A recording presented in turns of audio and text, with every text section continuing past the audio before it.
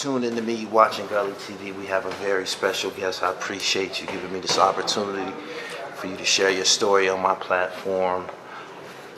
Formally introduce yourself to the world, brother. My name is Master Herschel Muhammad.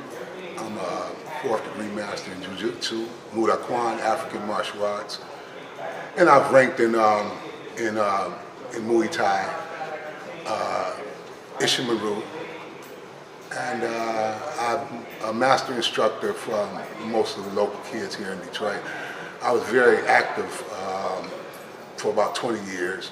I'm in my 60s now, so you know, I've kind of slowed down a little bit and gave it to the young fellas, but I still do the work for fundraising. You've been in Detroit your whole life? Born and raised. Born and raised? Natural born Detroit.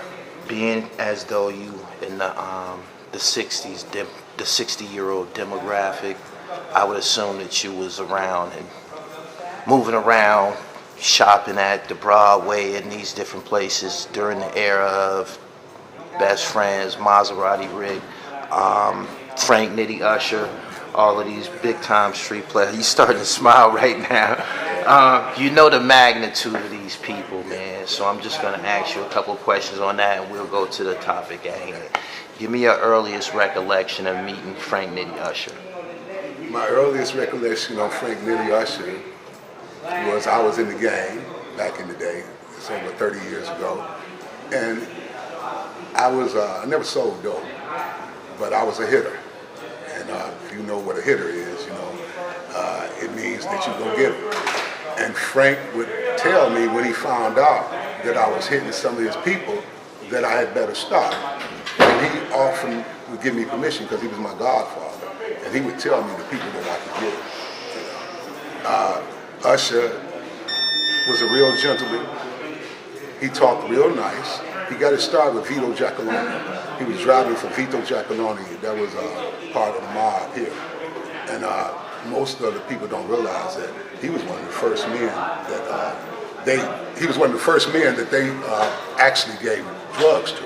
Okay. You know, and that's where the thing with the French Connection and all that came about. That was with Frank Usher and all those guys. Right. When they was getting all that money. How old were you when you encountered them? Well, Frank would be about 75 now. I'm 61, so we're talking about 16, about the age of 16. How long did it take for you to understand the magnitude of the brother that you were rolling with, that you were hanging out with? At the time, I did. At the time, he was just homeboy Frank? Right. He was older than me. Okay. He was a mentor to me, and he would try to tell me things not to do and what to do. Right. And I didn't know the magnitude actually until the Democratic Club. And the heads got cut off at the Democratic Club. Right. And they alleged that it was Frank, but it wasn't Frank.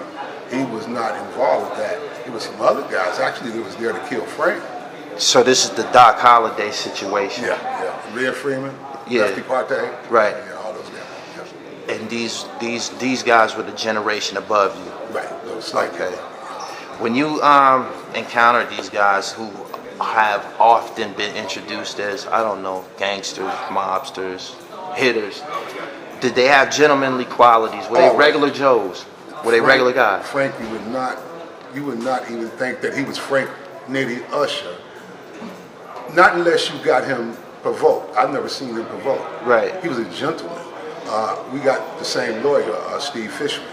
Steve Fishman, if you seen anything about what he says, he speaks on Frank as a gentleman. Right. He doesn't smoke, he doesn't drink, he doesn't curse. Right. You know, he's a gentleman. It's about the business, you know. Some things are personal, some things are business. I look at the drug gang as being business, you know.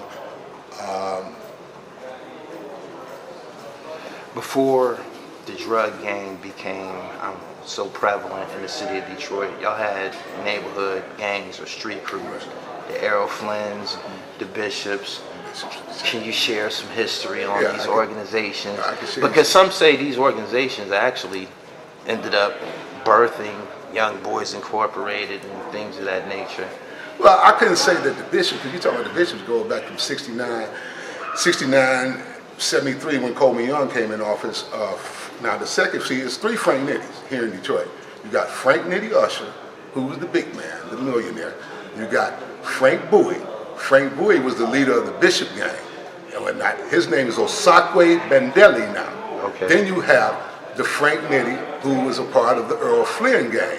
His real name is Francis Cunningham. Okay. And so you had the 3 different eras of the Nitties here. I knew all 3 of them. Right. You were so fluent in the way that you announced these guys. Were these like classmates, or did you, I mean, like, give me some... All of them personal friends, very close friends, very Right. close friends. Like I say, I never sold dope or drugs or anything like that. I was a hitter. Right. I did my job, and it was strictly business, you know. And when you do your job and it's strictly business and whatnot, you look at it that way. You don't look at it as in the terms of good or bad or evil. You just look at it as a business thing, you know. I think most people that was in my shoes, we try to use that as an excuse for the reason why we did it. Right. Well, I did it because it was an easier hustle, and I didn't like selling dope. I'd rather let you sell the dope and I come take it from you. Right. Give me a little bit of history on martial arts, and at which point did black men, did black people start being major figures in the martial arts culture? That's a good question. That's a good question. I always wanted to ask somebody that. I mean, you know, we seen Jim Kelly on television, but when you go deeper, it was a whole bunch of y'all. So tell me what. It's a good question. I will explain it to you. It starts off like this here. We were up under the Koreans and we were up under the Chinese. Master Chong, I still love him dearly. He has a school down here on Warren. But we have great men like Kalinde Ii, who just passed. We have great men like Moses Powell, Musa Muhammad out of Brooklyn, New York. We have great men like Sensei Sekou, who in the late 70s, we wanted to break away from the Koreans because the Koreans, what they did, we were whooping them. We were whooping them all bad. And so they changed jiu-jitsu over to judo. And then when we started whooping them in judo, they want to switch again. Right. So what Kalinde did, he went to Africa. He went to Africa and stayed in Africa for 5 years. When he came back, he got with Marvis Cofield, who used to be the board, over the Board of Education here in Detroit. He's a grandmaster. He got with Marvis Cofield, he got with Walter King, he got with a lot of the brothers, black brothers was in the martial arts, and these brothers was complaining. They were saying, Sensei, who gonna rank us? Who gonna rank us? And Kalinde, he said, we rank our damn selves. You know, we said we rank our damn selves. We can whoop them and we rank it. So we broke away from the International Martial Arts Federation according to their standards, and we went by the African traditional standards. Is there any truth that a lot of brothers brought knowledge of the martial arts home from the Vietnam War? Definitely. Okay. Definitely. All right. What year did you start studying martial arts? I started studying martial arts in 1970, as a young man. I grew up privileged, and being privileged, I was kind of a square, a nerd, and I moved from one side of the town to another side of the town, and when I moved to the other side of the town, it was like a different wake up. Here in Detroit, moving from the west to the east side is like moving, how could I put that in New York? It's like moving from Long Island to Brooklyn. Right. You know what I'm saying? Right. It's a more... Go ahead, you good. It's more of a shock situation. The first 3 days that I moved to the east side, at that age, a guy drew a gun on me and took $3 from me. I said, oh, well, this is the way it's going to be. Went home and told my mother, and I was always strong coming out of Highland Park. I was always a strong young man, but I didn't have no finesse, and I didn't, have no skill set. So my mother took me down to Martin's Recreation Center on Mack and Mount Elliott, where people like Hurley Sneed, the bantamweight champion, he fought there. Brother Milton McCoy, they started off there. Thomas Hearns even started out there. It was, we had Mr. Frank that was our instructor. And after Emmanuel Stewart seen how bad we was over Martin's, Hurley Sneed, he took Hurley Sneed with him. And he took Hurley Sneed and he took our trainer over there with him. And that's how we all came together in the boxing world. You know, we mixed it all up with Emmanuel Stewart, Thomas Hearns, and all of us. Thomas was younger than me. He grew up on Helen. And I remember when he was a little skinny nerd boy and whatnot, you know. And it was all about giving us something to do. I always blame my generation on not leaving this generation ahead of us nothing left. When I came up, we had a recreation on every street. We had a 4-H club on every corner, you know. When I first went to box, 3-point stand, learn the 3-point stand, learn to throw the straight jab, you know, learn how not to blink your eyes when you're fighting, different things like that, you know, that we were exposed to. And it made our generation not kill each other as much. The Bishop and Chain Gang, 69, 71, 72, 73, we were not doing that much shooting. I mean, we did a little, but not that much shooting. We were fighting with chains and bricks and stuff like that, you know? And, so when you encounter somebody, be prepared to put your hands up. Always, always, always, always. You know, I advocate that to this day, and people say that I'm a fool for that because I don't carry no gun. I've had contracts out of my life, and you know, I don't let it worry me. You know, I don't let it bother me. You know, I live the faith of a Muslim. I'm a Muslim, and I live that faith. Right. What was it like going to concerts, public gatherings, Coble Hall, as a bishop, knowing that you might encounter these other groups? Well, the bishops, you got to realize the Bishop gang was ahead of these other groups, the Earl Flynn gang. So we was much older than those guys and whatnot. So we never really had no problems with them because wherever I went, you know, I was always local. You know, I was always local to whoever I went, and I was always respectful. And I was always the one to try to bring the gangs together. You know, I didn't see no need in us fighting over scraps when we can go downtown and, you know, if we're gonna do something, let's do it big. Okay. Can you recollect the arrival of crack cocaine hitting Detroit? Man. Because I asked you this question because with that came teenagers driving Mercedes Benzes and wearing big, you know, truck jewelry. When do you recall seeing that influx happening in the city? Meeting young guys, teenagers who were essentially rich. Yeah. You're talking about 80s, in the 88, 89, 90, where young boys in corporations, and a lot of people don't realize, them young boys wasn't about killing. Them boys was about getting their money. They was about their paper. You know, you had Butch Jones, and a lot of people don't even realize he wasn't part of really the Young Boys Incorporation. He was supplying them, basically. Right. You know? Those brothers like the great Kurt McGirt and whatnot, and the brothers like them was the soldiers. Those was the soldiers. Those was the guys out here putting in work, making things happen. Right. You know? Butch was telling the story, running his mouth in jail and whatnot. You know, I never thought too much of Butch Jones. When you would see these guys, and what was the night spot back then? You a Detroit guy. Where did you go and show off your gators at? Oh boy, let me see. Vanity Ballroom off of Jefferson. We used to go there. We used to go Black Orchid, definitely. We used to go to after-hour joints. We used to hit a lot of after-hour joints, like Stokes on Shane. Everybody knows Stokes on Shane. We'd go to Stokes, and we all got along. You know, we all got along. It was like we would go to places where it was neutral, where everything was neutral, everybody got along. Right. But if you caught somebody out of their hood, you know, not in my generation, because the Bishops and the Chains, we was through by the time the Earl Flynn's came along. Yeah, okay. When the Earl Flynn's came along, they had their moment for what, a 4-year moment. That was it. They did the thing at the Average White Band concert in 1976. When the Average White Band came there, people like Rochi, I mentioned your name, I'm sorry if I did, I love you still.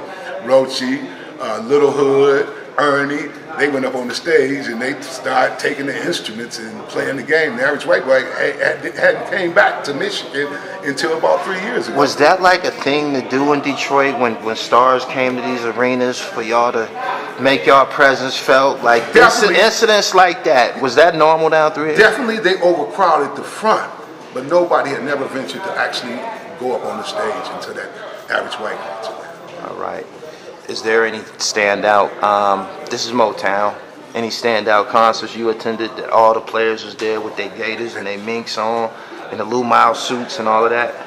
Let me think. I think the only one that I did was, but I was doing the security, so you can't say I was there. But I invited all my friends. Club International, Ice Cube.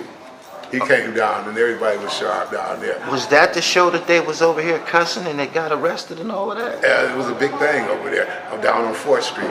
Okay. And he come in, Ice Cube come in, he say, y'all say, fuck you, Ice Cube, fuck you, Ice Cube. You know, he doing that. And he really got it going on. Right. And, you know, me and him became friends that day. He was cool. Okay, let's speed up to you meeting the Hankersons. Okay. And Aaliyah becoming an artist. So tell me first, your first encounter with Barry Hankerson and meeting Barry Hankerson. I knew Barry Hankerson way back in the early 70s. Barry Hankerson was married to a school teacher. Her name was, I can't forget her first name, but she passed away. He had a son by her name, Jamil Hankerson. Jamil was on the road. He's Leah's first cousin. And he came here and he married her. She was a school teacher. She was the principal of Central High School. He married her, and our great mayor, Coleman Young, he made Barry Hankerson the first and only assistant deputy mayor under Coleman Young in all of his 20 years in office. He thought a lot of Barry Hankerson, and I did too. We all thought a lot of Barry Hankerson back then. He was a very good talker. He was a person that could bring people together. He brought a lot of people together. I didn't find out the depth of his destruction until later on in life. Okay. Aaliyah's last name is Howton. Houghton. H-A-U-G-H-T-O-N. Give me your earliest recollection of meeting the Houghton family. A lot of people were dying on the streets of Detroit in 88, I think it was, 88. A lot of people were dying on the streets of Detroit in the winter of 88. And Coleman Young was getting a lot of negative publicity. What he did, he called Operation Get Down. That was the organization that Barry Hankerson and Bernard Parker found together. Operation Get Down. It's a non-profit organization that helps, it's a beautiful organization that helps with tutoring, after school program, child literacy, adult pregnancy. Diane Houghton, who is Barry's Hankerson's sister, she was running the program, giving out the baskets on a daily basis for the kids and the families. My very first recollection with Barry Hankerson was a beautiful man, even when he married Gladys Knight. Just a beautiful man, very talkative person, had a gift of gab, Brooklyn style. Right, all right.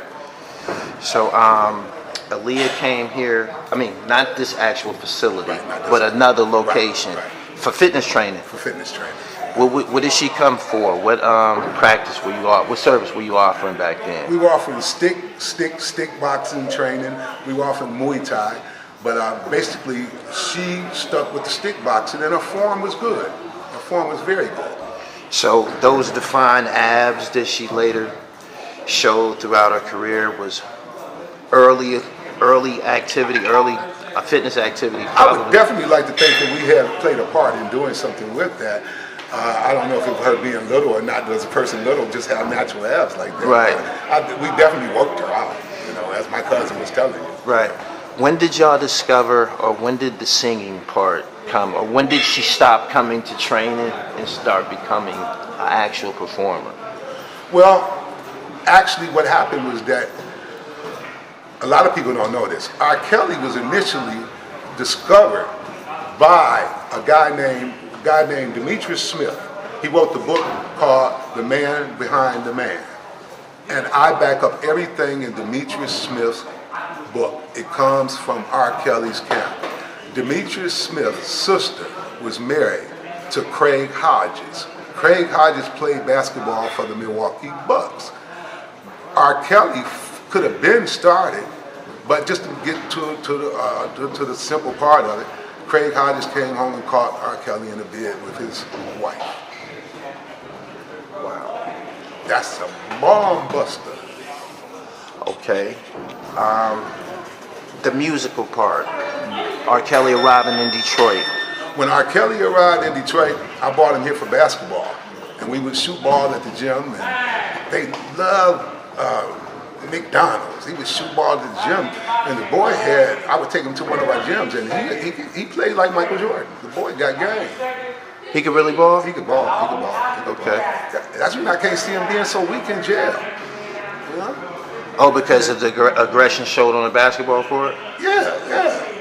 You know how his brothers is. Mostly every fight I ever got into was on the basketball court. Yeah, a lot of them start there. Yeah, and I just can't see how he was so weak. I just, wish that we would have exposed R.KELLY.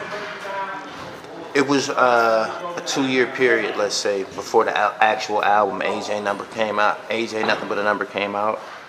How much time did R.KELLY spend here in Detroit? He was here off and on, sometimes every week. He was here. Stayed at the Horton's house for a period of time when they stayed over in Sherwood Forest. Okay. So when did you actively, because she wasn't famous during the recording process, she was just Aaliyah. Right. Okay. When did the records and the actual, them spending time together or her traveling to Chicago, what year did that occur? She traveled to Chicago and making the Back and Forth album. We're looking at, my wife was the chaperone for her on the Back and Forth album. And so she was out there with her for almost 6 months. And what happened was that my wife, being from the Nation of Islam, she seen R.KELLY do something bad, disrespectful to Aaliyah. And what she did, she reported it to me. I reported it to Mike. And this was when the problem started with me and Mike. I'm a man of high moral caliber. I love Michael Horton, I love Diane, I love Aaliyah, I love Rashad. I don't care for Barry, Me and him got a thing to settle if I ever seen him, But when you said he did something disrespectful to her, yeah, my wife was looking through the key horn. He seen her pat her on the butt as she was going in. She was 14 at the time. And that was that the first encounter or first time people noticing anything inappropriate between the two? That was the first time. How was he when this happened? He had to be about what? 26, 27? He's 27 and she's 14. I think she was about 26. And your wife seen it? Yeah, my wife seen it. Were you was security at this time? I hadn't became security. Me and Mike was still running the homeless shelter then. Okay. My wife was out making the album with her, and what had happened after all this explosion, big explosion happened. Aaliyah, one day she had ran away from home. We didn't know where she was at. That's when I brought in all my security team. We went to Mike's house on Woodingham. We sat there on Woodingham with me, my cousin, Kalinde, Sekou, and all the martial arts of Detroit. Barry Hankerson was upstairs. They was telling us to do what we have to do to keep her protected. What we were trying to do was see what was the cause. Come to find out, Leah had a secret phone in the house. Robert was calling her, telling her what to do. She left in the middle of the night, ended up in Miami. We knew nothing about it. This is before she was famous? Before she ever became famous.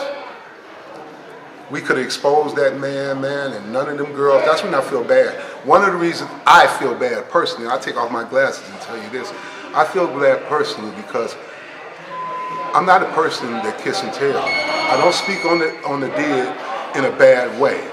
But I do know that if we would have started out when she first was making that album, before she ever got famous, if we would have exposed that man then, sadly, I don't believe none of those other girls would have had to suffer.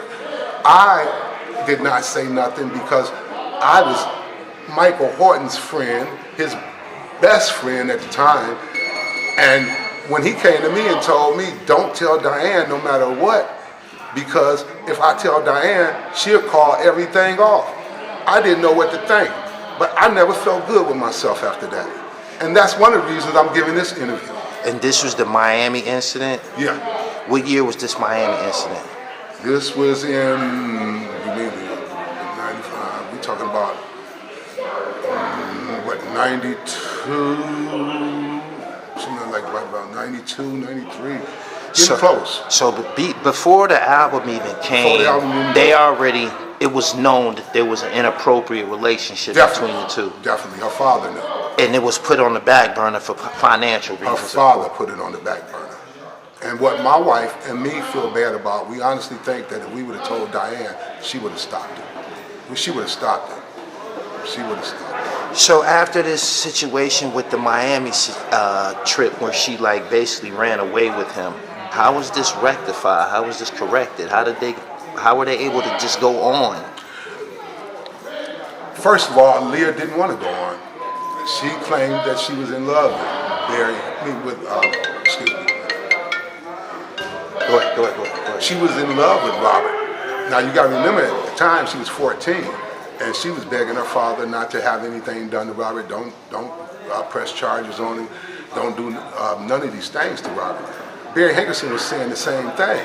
But recall, at the time, Robert was up for a contract with Jive Records, okay? At the contract, I think Barry Hankerson was getting something like 4 to 10%, something ridiculous, and it was renewal of the contract. So they telling us to go here and on, and you know, we're gonna keep it going and whatnot. But at the same, his flesh and blood niece, knowing that this man had improperly sexual relationship with his niece and didn't expose him, he sold out for the money. So how long did their relationship go on before people started to say it was too much? Like it was just too much to conceal? If Diane, I give Diane credit, if she would have knew from Jump Street, it would have never happened. Were you around during the marriage? During the marriage, I was around, but at that time, Diane had pulled my wife. R.KELLY had called out to Hollywood. Barry was staying in California at the time. And he called out to Hollywood and he said, who is this woman? She won't give me no time with her. She won't give me no time with her. My wife was on him, you know? Yeah. She was everywhere you go. Because that's what Diane told my wife. You be everywhere she go. He called out to California, to Hollywood, and told her, I can't do nothing with her around me. Me and Leah leave town together. They pulled my wife back, and for 30 days, my wife sat in the hotel making her money, and Leah, that was the time I think that things probably got cozy. Right. Oh, so they basically paid your wife to go away. Yep. Essentially. Yep. And she was, what, sequestered? Yeah, my wife was in a hotel. She'd go to the studio, it was right across the street from the hotel. She'd go to the studio here and there, but it was like R.KELLY didn't want her there. You know, right. Because he was telling, my wife would tell me one time that he would tell her, sing like you making love. Well, at the time, Leah had never made love, and she asked my wife, what is he trying to say? You know? Right.